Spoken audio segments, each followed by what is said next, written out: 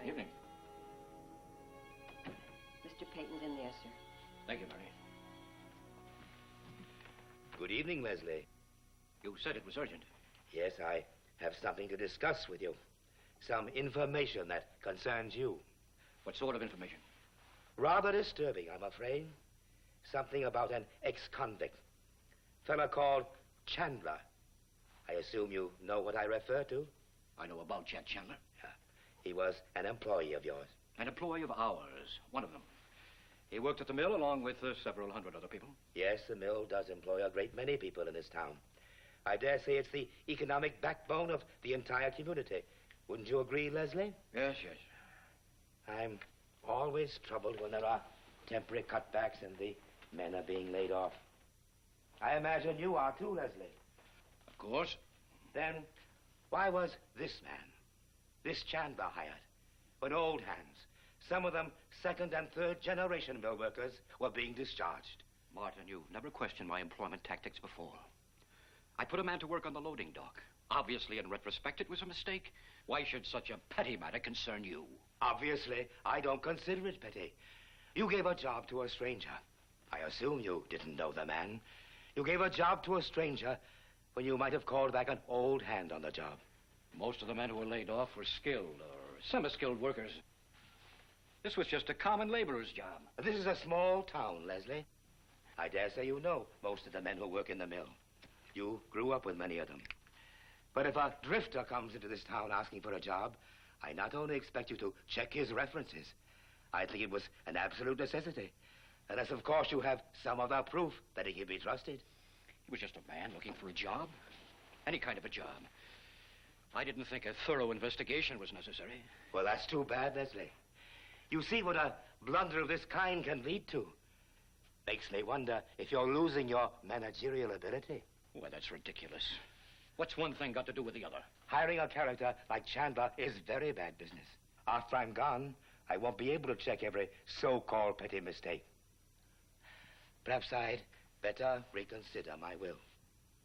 At least the part that deals with you. Jack Chandler isn't that important. He was important enough to warrant a visit from you before he escaped from jail. He worked for us. He was in trouble. His attorney called and asked me to see him. It was a gesture, Martin, a plain and simple gesture. I felt an obligation on our behalf. Now, what's this all about? Why this interrogation? Because I deem it necessary. Are you implying that I had something to do with his escape? Did you? Don't be absurd. If this is your idea of humor, I don't think it's very funny. I've worked longer and harder than anyone to pull the mill out of the red and keep it running, and running at a profit. And now, just because some common laborer gets into trouble, I'm called on the carpet like a truant schoolboy. But I don't have to stand here and take any more of this. I have far more important ways of spending an evening. Oh, excuse me. I'm sorry. I didn't mean to interrupt, Martin. I didn't realize you had a visitor. Oh, that's all right, my dear. He was just about to leave. Adrian, this is Leslie Harrington. He was my daughter's husband. Leslie, Mrs. Van Leyden, an old friend who's going to honor us with a visit.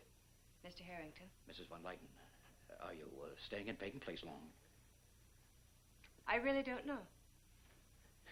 Well, as Martin was saying, I was just leaving.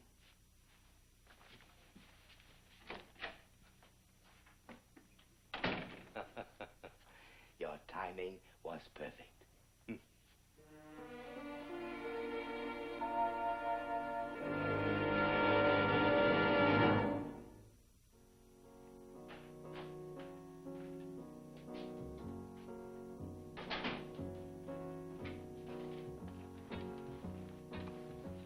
Hi, Elliot. Hi. What can I give you? Oh, a beer and a little conversation about a gun. Now, the last time I was in here, I asked a lot of questions, and you very neatly ducked those questions. I own a tavern. I serve drinks to a lot of characters who come in off the wharf. But there's nothing in my license that says I have to answer anybody's questions about anything. Look, I'm not working on a hunch, Ada. I'm working on a fact of my life and a fact of yours. I want to know about that gun. What gun? Chandler's gun. The gun he used to spring himself out of jail. Who gave it to him? I slipped it to him. He gave me some booze free, and I slipped him a gun. Back here. You're getting tacky, Elliot. I want to know about that gun. I've got another customer. He's got a bottle he can pour us home. Don't I make myself clear? Look, how long did you know Chandler? What makes you think I knew him? It was 18 years ago. I was just a child. He lived on this dock, Ada. Did he? He lived as known as Forrest, Jack Forrest. Well, ask Charlie about him. He's been here as long as I have. Charlie doesn't know anything. Neither do I. What do you owe Chandler anyway? Nothing. You know everything that happens to these wharf people. You know what makes it happen. Why? You could tell me who gave him that gun. I know you could, if you wanted to. Your wife's safe? Your baby's safe? Rachel's safe? What's it to you? I told you. What's your excuse this time? Excuse? Yes, excuse. You make me sick, you and your manhunts. Why don't you just close down that newspaper and go buy yourself a uniform and a gun, and then run around shouting justice and shooting people who don't tie their ties the way you do, and then you can get your kicks every day, all day. Because Chandler saw Allison. He was the last one to see Allison. That was almost a year ago now.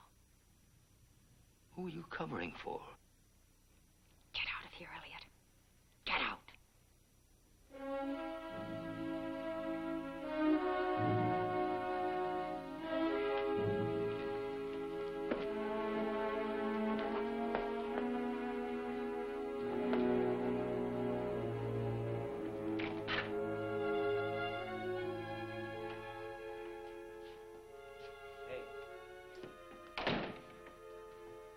Happened to your mood on the drive back?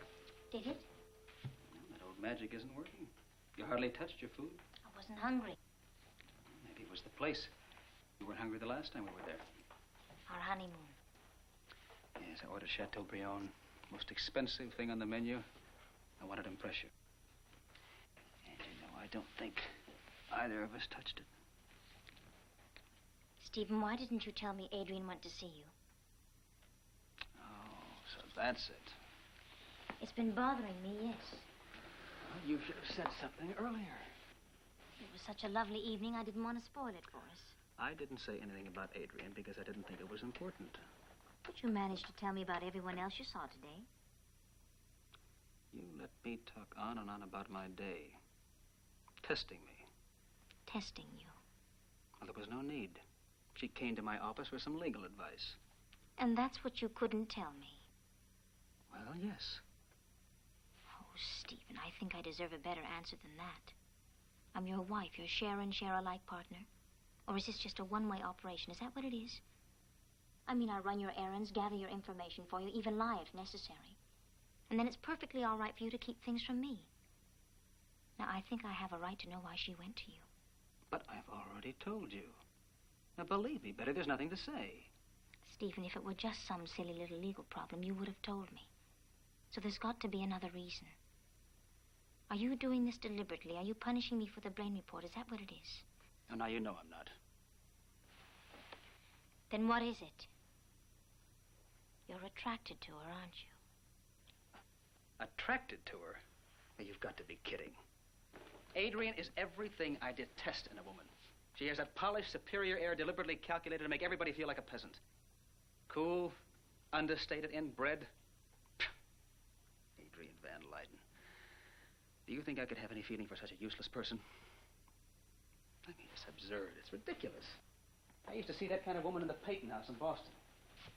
Cold, spoiled, accepting every privilege and advantage as their right. Now, I couldn't stand them 15 years ago. I still can't. I can see that. Now, look. We're both tired. There was a lot of driving, too much driving. And I can see now too much strain. Now, you know, you really shouldn't keep everything to yourself. You should have said something about Adrian at the beginning of the evening. We could have had our misunderstanding over and done with. Now it's late. Let's go to bed.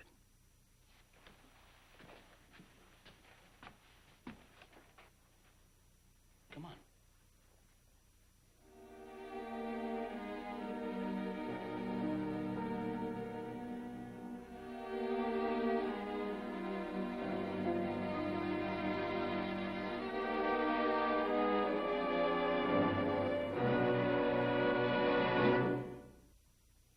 Preview from the continuing story of Peyton Place. I want to know why my grandfather brought her here. I want to know why she came. Any relationship I had with her or Dr. Van Leyden is going to have to stay my business. To play a role you played all your life. I want Stevens and Betty's marriage destroyed. Even you can make one enemy too many. I don't want to go into it on the phone, Mr. Harris.